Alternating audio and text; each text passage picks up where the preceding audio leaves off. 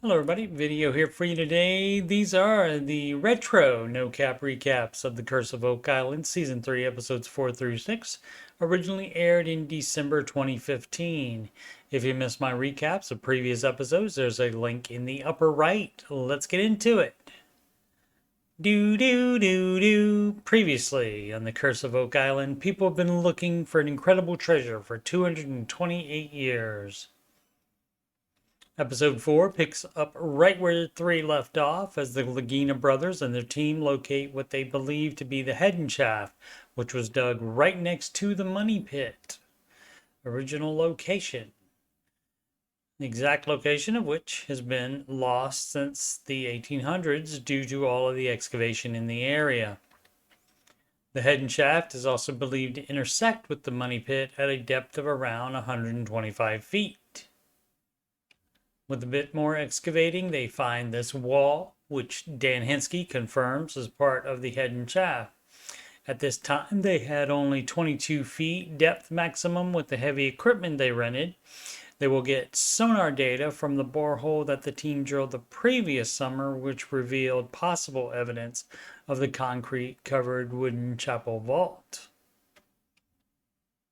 The team next visits the Overton Stone on the highest point around for many miles, and used as part of the reasoning behind the location theory brought up on the last episode.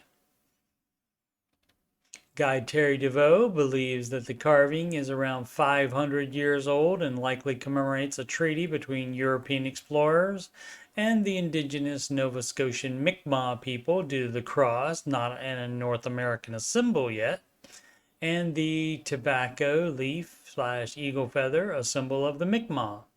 Many Mi'kmaq believe the relationship began in the late 1300s when they met Scottish Templar knight Henry Sinclair 100 years before Christopher Columbus began his voyage to the New World. Terry says it's a Portuguese cross, though, and Portuguese connections have come up many times throughout the entire Lagina Group search. In episode 5, after clearing 10x of a lot of the debris, the Laginas realized that their plan to widen the 27-inch part to make it easier was too dangerous because it could destabilize the shaft.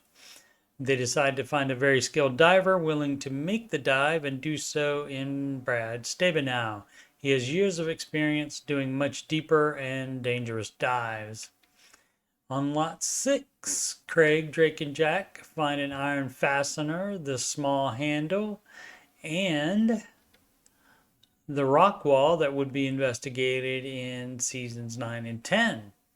They unearth a triangle-shaped rock that has been cut and is completely flat on one side. Marty and Rick fill in the head and shaft pit and mention sonar scans in last summer's borehole.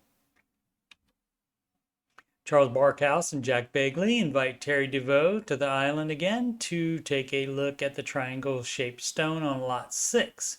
He says that it's common for rocks in Nova Scotia to fracture and leave perfectly flat sides, but on this one, someone has purposely added the piece at the top to make it look like a triangle. The group goes further to say the small pit the rock is in would make a great hiding place for something. Jack had already run the metal detector there and found nothing, though. The team hires a company to send a remote operated vehicle with a camera down into the borehole 10x cavern. There they see what they have speculated previously to be a wooden post, perhaps as a support for the ceiling. They also see this metallic looking pipe that also appears to go from floor to ceiling. Every time the operator tries to swim the ROV to one of the sonar detected tunnels, it hits a wall.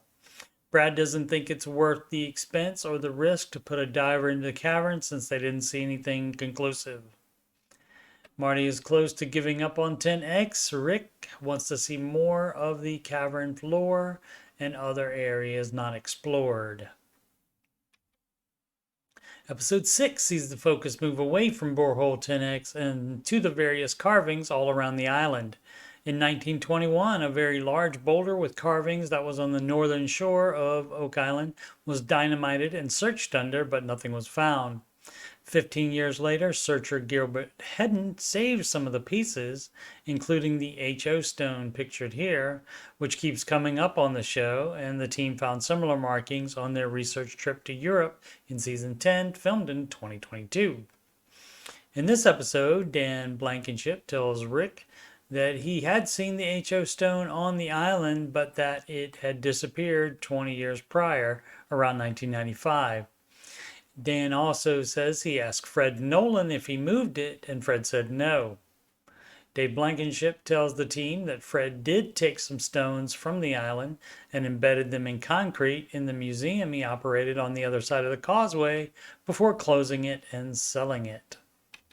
Rick calls the current owner, who gives him permission to jackhammer them out of the concrete.